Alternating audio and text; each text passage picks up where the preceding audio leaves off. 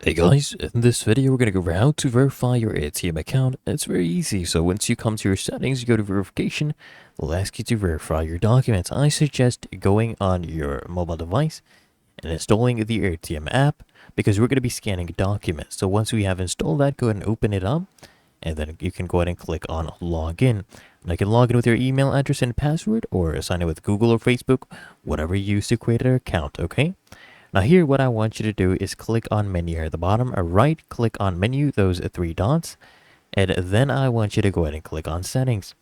Now here from the settings, I want to click on that menu at the very top, that drop down, and we want to choose verification.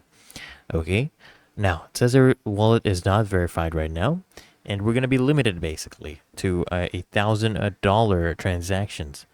So what we need to do is click on verify documents and then we need to verify identity. So we'll have to first scan a identity document and then we'll take a photo of our face. That is why I wanted you to mainly do this from the phone.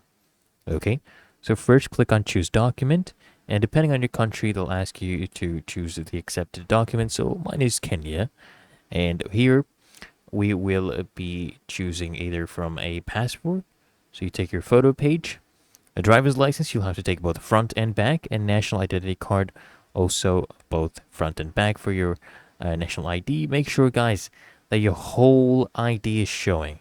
Okay, no edges are cut. Okay, make sure everything is showing. Then take a scan of your face, and you'll be good to go.